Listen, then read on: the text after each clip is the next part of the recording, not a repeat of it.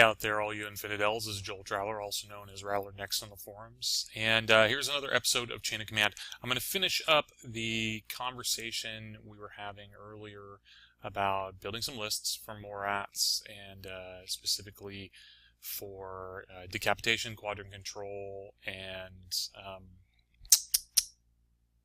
biotech 4. Okay, and I said we would probably use the same list for quadrant control and biotech 4, but one of the things that I'm really, noticing right now is, and then from having this information from the viewer, that there's a lot of JSA in ISS in his meta.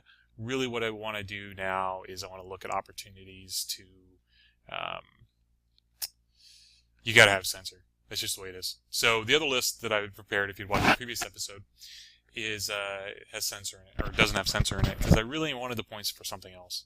For this one, though, we're going to do something a little bit different. It's going to be, I've got a couple different thoughts and ideas about this. I think, in general, we can use the same list. I've got 3 different armies already created for this, and then we're going to create the 4th one. Both of these missions for quadrant control include a data tracker, one of which is the data tracker needs to be in the right zone. The other one, is saying, hey, it's best then if that guy's kind of either fast or forward deployed already, so they just have to walk across a line to score whatever zone he wants to score.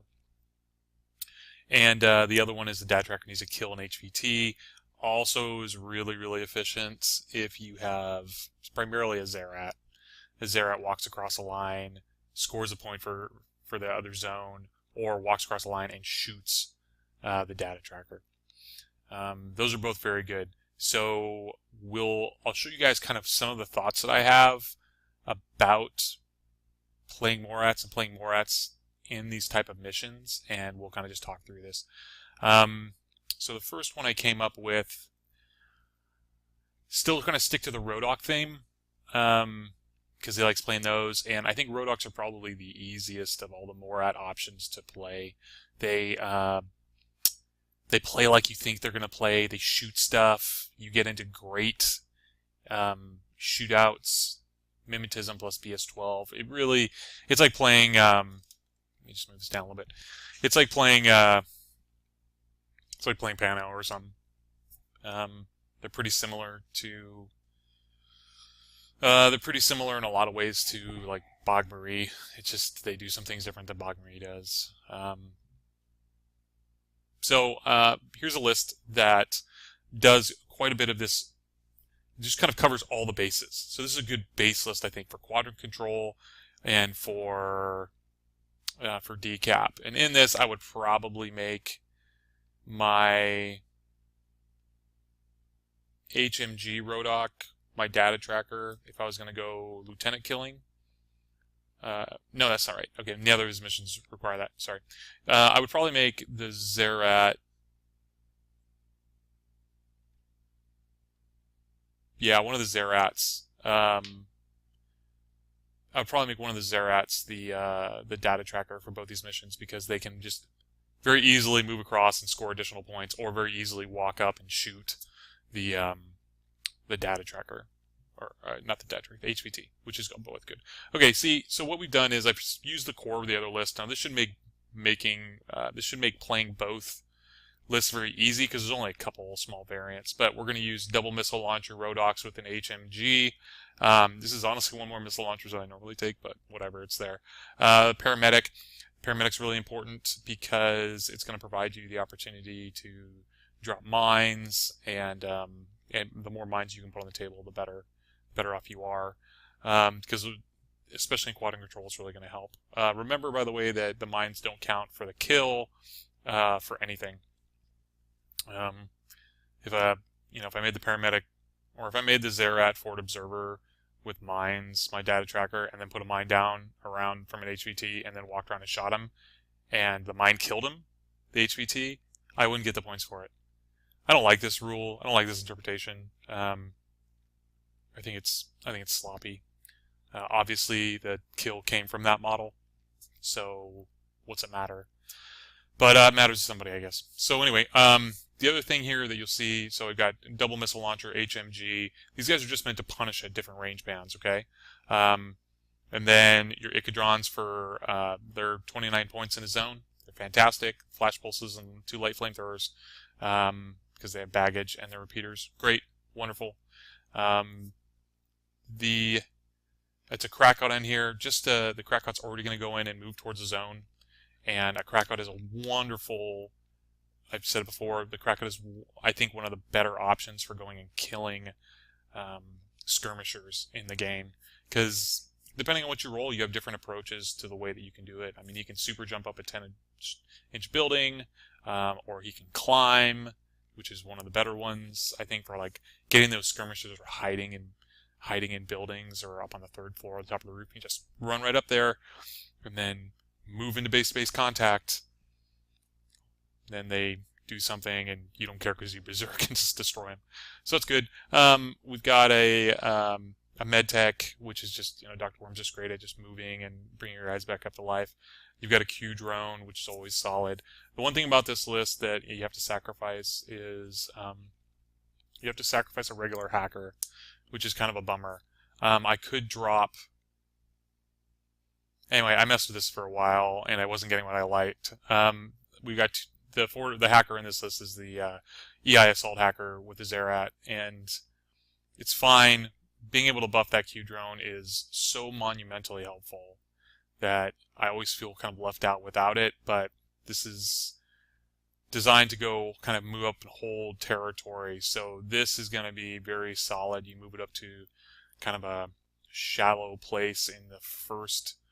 I would probably have my Rodox on one side of the board, and they're going to move up and take one quadrant easily enough. It's a lot of points, 125-ish, 130 points. Going to go up, they're going to take a quadrant.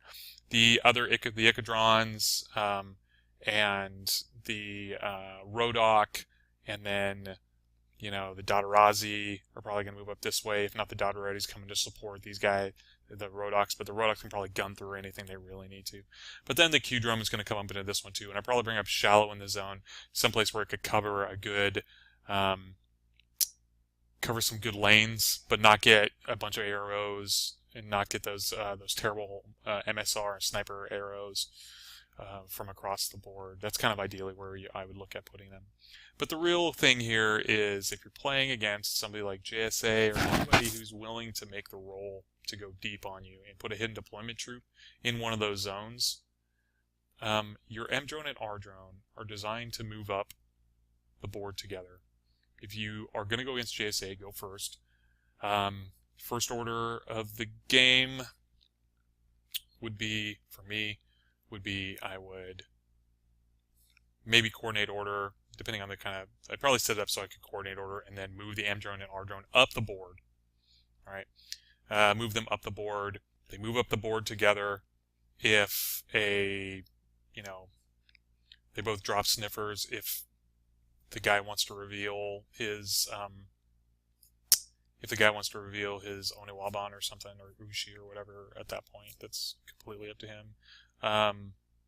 But then you've got an opportunity to shoot it, to shoot him, or still censor in case he's got buddies around. I would anyway. So I probably coordinate order, move up, coordinate order, drop sniffer. Okay. Then I would probably move the M drone up again, and then I would move him laterally to cover as much board as possible, and then censor the entire area. All right, and then if any Oniwaban or Aleph TO camo is just kind of like out there, it's revealed. Great. Now you can really kind of choose how you want to go about dismantling that. I'd probably let the Krakot just run in and berserk an Oniwaban.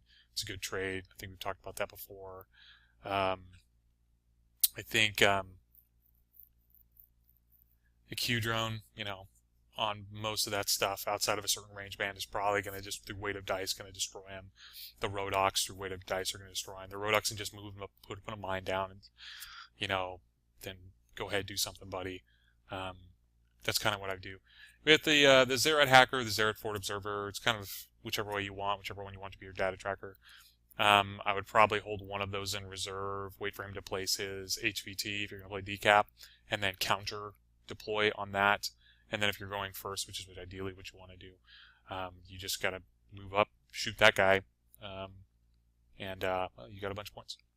So this is this list. I think this is a pretty solid list. This is what I'd go with in general. I think it's close enough to the other lists that it can be really easy to use. The only thing I want is I really want to put marksmanship level 2 on my Q drone, but it's not going to be in this one.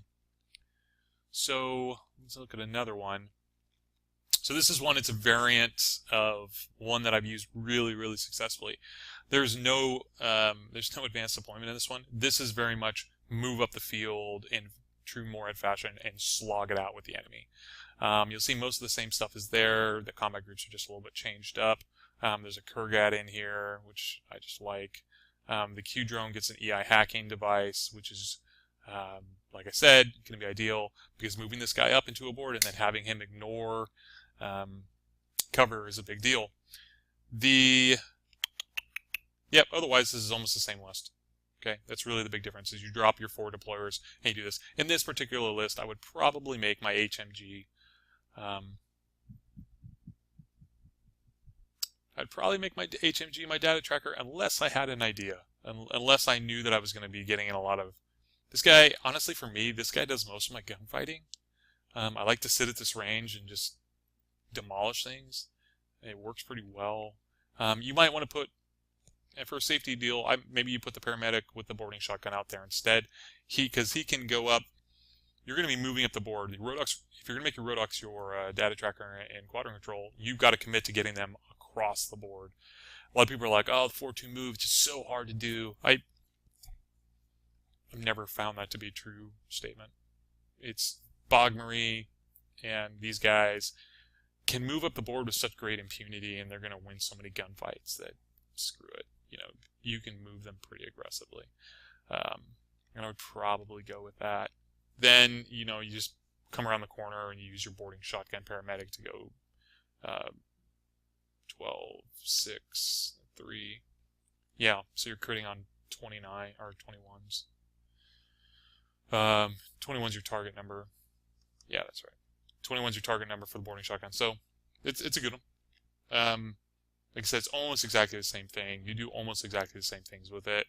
I'm just trading out the Zerats for a Kurgat, which I love this dude so much, and then Morat Hacker to help support. Yeah, that's really the only difference. And I dropped a missile launcher down. So, well, that's the way it goes. So then we get to another. That's the one we're going to use to build. Let me go to this list. Okay, so here's another type of list. Okay, I think Morats work really well. I think Rodox are the easiest because they're the most approachable to what normal Infinity gameplay is like. I think Morats are probably the singular most nuanced and there's a word out there I'm looking for. One of the most nuanced factions in the game. They don't play like the way other factions play, and I think that fools people. You really want to create a lot. Like you have to just rely on these single dice rolls, close combat, spec fire grenades, and if chain rifles like direct template weapons, that kind of stuff. You have to rely on that kind of stuff with Morats, and when you do, overridingly, I've been very successful. You always run bad luck, but what are you gonna do? It's bad luck, man. Okay, so in this list, what I'm gonna do is I'm gonna run 20 orders, and it's meant to be this rolling mass of monkey hate, and I found that to be so fun because people just don't know what to do. It sucks for them so bad, and that can really put them on their back feet. Plus, it's a ton of fun. So you'll have you have a Hungries link here, and I just use regular Hungries because even if you choose to upgrade one of these guys to a Preda, if you make him the active turn guy and he runs forward and he shoots some stuff and he dies, you can't reform the link. So it's a limited utility. And really what I'm looking for is a bunch of cheap orders, 34 points for these guys, and smoke on reliable numbers. These are base 14s. I'll be hitting on 17s almost all the time. Usually all I'll do is put one at 17 and then put one at like some ridiculous number and try to shoot far. And that's just to create order efficiency when you're using smoke. They're going to move up and cover some space, and then probably what I'll do is usually what I do is on turn 2, after I've generated, for the most part, I've generated a bunch of extra orders with them. I'll break them after the order count phase. I'll reform them with the Dotarazi. Normally I'd take, you could drop these 2 Crackheart Renegades and you could bring 5-man Dotarazi. That's perfectly fine too. Why am I getting ATS? Oh, there's no lieutenant. I forgot a lieutenant. Alright, well, let me fix that real quick. Come here, you. Huh. You know, when you just forget the simple things. Yep, okay, so... Okay, we'll drop 1 Crackheart here. We'll go to 1 Morat Vanguard. We'll add 1 lieutenant. Oops. Didn't do what I wanted to do. I've never been terribly worried about losing my Morat lieutenant. Don't really care. The Morat rule is present all over the place, and for those of it that's not, you're losing a couple of orders, but it's not that big of a deal to get resolved the next round. And then this dude can just hide. He didn't care. So move these guys up. You've got the M drone, R drone can do the same kind of trick you want to do before, where you just want to sniff out any TO in your area. It's especially useful in quadrant control once you get to the middle of the field. Your Dotarazi will move up the field on their own to help put pressure onto one of those quadrants. Your Crackheart will do the same thing. You got an E-drone and a Raziad here. E-drone, don't forget, moves 6'4", unlike other Evo hackers. You also got Echidrons here, M-drones and R-drones, so you've got repeaters all over the place. That's fantastic. The E-drone can then buff your Q-drone, also fantastic. If you really want to get defensive. With this list, this is not a defensive list. This is I go first list. This is what I would do. And if you weren't going first and you wanted to be defensive, or you weren't allowed to go first, I would hide everything. And I've done that even against... this is very, very close to a list I took and played at top table in Arizona Armageddon 2 against Lewis. Myomera. Very close to that list. So I would do that. I didn't have Zerats, I think I didn't use Zerats. I did something else. I swapped out a Zerat for like an HMG Rodok and like bounced him around. It was pretty fun. So your Raziad is kind of there to help mitigate some issues you may have. He drops down, he puts smoke up. He puts 29 points into a zone, especially into a far zone. But yeah, like I was saying, if you're going to go second, just hide everybody. Just hide everybody.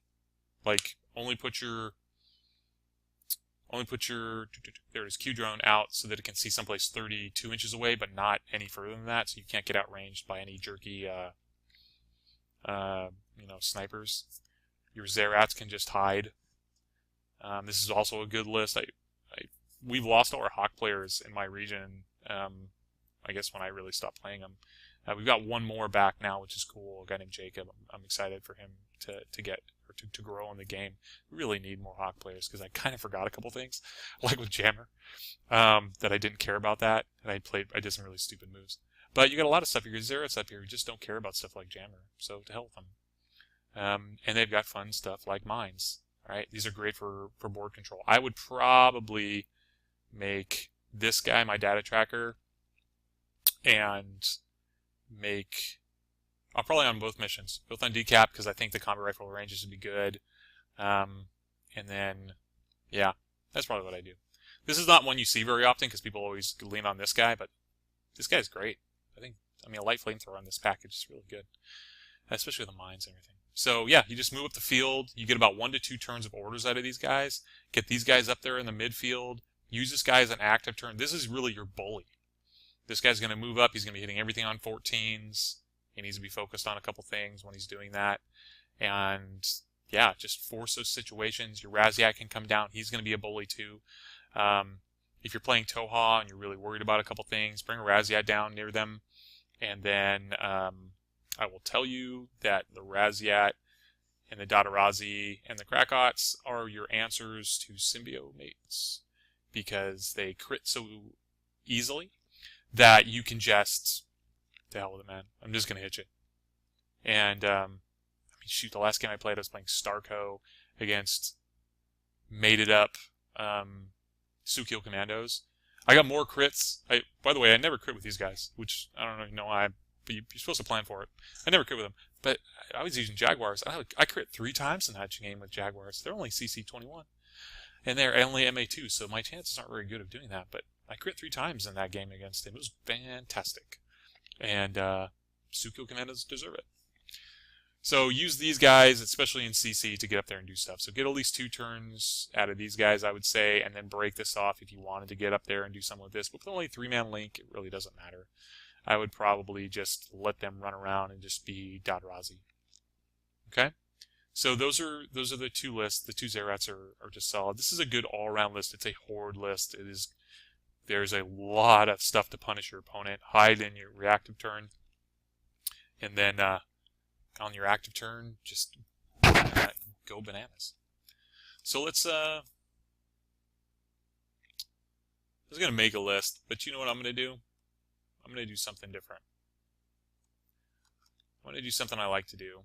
So I think Dadrazi are great, and I'm going to make some of them.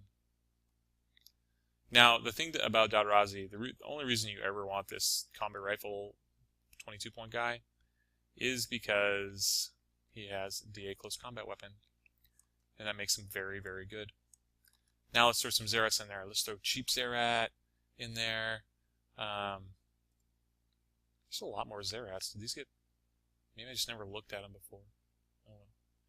I'm going to take 2 Zerats. Let's take some Icadrons. Bam, bam. Seems good. Bitten Kisses in here. But you know what? I've never really used them. Let's take 3 Krakots. Let's get a... You want a cheap lieutenant, or you guys want a cool lieutenant? Man, we only have 2 orders in that group. Let's look at this. Sogarat lieutenant with an HMG.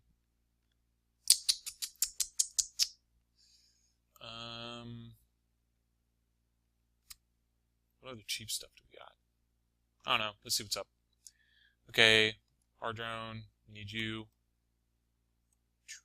M-Drone, we need you. We already talked about Y. We're 277 right now. So it means when I add in a Q-Drone, boom, I'm at 302. 302. The smoke light grenade launcher is really just there as a utility piece. I don't have a hacker, do I? Of course I know. Yeah, I need a hacker. Yeah. I don't think the Sograt's going to work. If you want to bring the Sograt, I used to have a list of Sograts in it.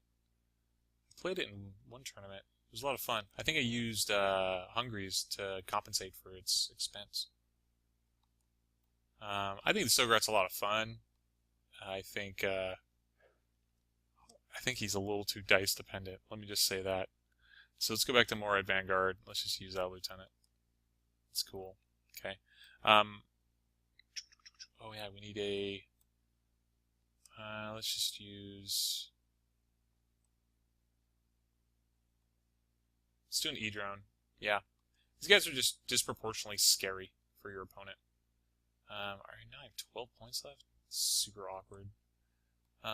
Okay, well let's look at alternative. So we have 14 points. So what I'll do is I'm going to look for alternative options for my lieutenant. I can use a striking lieutenant with Morats, so let's play around with this. If I got 14 points here, and I got another 12 points here, it gives me 26 points. You know what? I think that's a Rodok lieutenant. Rodok looks like this. Slide. Rodok lieutenant is 26 points. Bam. It's almost like I played this army for a while. Boom. 300 points. 2 SWC. I know a lot of you guys were like, "Oh my God, I just cannot even believe that you would go into a tournament without 6 SWC." Morats is just one of those forces. Morats, Assassin's Baram. Those 2 factions in particular, I think, are particularly good at performing missions, but not having to require their SWC to get the mission done. There's probably some others. I imagine, there's, you know what? I've been playing with JSA lists. list building and theory crafting and stuff with those, and they're not using all their SWC either. CC really does offset a lot of that stuff. CC is some of the best dice rolling that you can really get, especially when you're doing MA3, and if you include stuff like surprise attack or even surprise shot, that kind of stuff. You can stack modifiers that heavily and increase your crit chances pretty significantly. It becomes it really offsets the use of SWC. It's just everybody likes, oh, it's a shooting game. Everybody likes to do shooting. Okay, yeah, cool, man. But there's a lot of CC out there, and I'll tell you what, nobody likes it when a Krakot comes up. I do a trick where I move a Krakot up into base-to-base with you, and your whatever is like, okay, I'm going to do this. I say, okay, well, they'll dodge. I love it when they dodge, because they think I'm going to chain rifle. Then I just swing at them. Okay. Or I can move up and sometimes I'll move up and I'll be outside. I won't be in base-to-base contact with them, and I put them in a bad situation where they're like, it's the same way with Dadarazis. You can chain rifle them, and they say, okay, I'm going to dodge. And if they're a good CC or a good or fizz, you're like, okay, whatever. Grenade. So when you're spacing your Krakots and your Dadarazzi out, make sure that you're coming out and you're more than like 2.5 inches away from that model. Make sure you're a good 3+ inches. It can be kind of difficult, but remember that unlinked, you don't have cover anyway. So move out of cover, get yourself that space, and then make them make the choice. They say, reactive dodge. You say, okay, I'm going to throw a grenade at you. You're throwing grenades usually at one dice at a 16 or 17. And then if the Krakot got the +3 physique, well, now you're at 19. If you got one dice, he's got to dodge. If he dodges, you're still probably liable to then spend another order, move into base-to-base contact with him, and then say, okay, so what do you want to do? And it doesn't matter. That dude's got an HMG. You don't really care. You just created a situation in which that guy's SWC is really, it's not going to help him. With JSA, they have a lot of low SWC weapons, like shock marksman rifles. Well, even that one's got SWC because it's on that MSV too. They get Mark 12s and multi-marksman rifles, stuff like that. You can go lower on the spectrum. So anyway, yeah, this is another list that I would run. Nothing like putting up 17 orders. There's nothing like putting up 5 Dadarazzi onto somebody, spec firing grenades on 14 base within 8 inches is really, really good. Moving them up and swarming into stuff is really fun. Yeah, anyway, these are just some different options. But I think overall, what I would look at is, I think this is the one that I would recommend to the viewer to go with. I think it's easy enough to switch between them. It's got a little bit different tools. It allows you to address the things that you're really interested in addressing for quadrant control and decapitation. So if anybody else out there wants me to kind of walk through some thought process of how I'm going to build lists and how I'm going to address some stuff, and it doesn't have to be on Morats. I just happen to be particularly knowledgeable about Morats, but I do have a lot of other armies. So I was actually playing with my Aleph. I'll show you my Aleph actually, just because he looks badass. Had a great guy named Conrad Paris out of Poland do those for me. Really nice guy. So yeah, guys, if you guys want to see anything else done, any other armies done, I can work on that stuff. It's too easy. It only takes me 27 minutes. All right, guys. Thanks again, and we'll see you next time.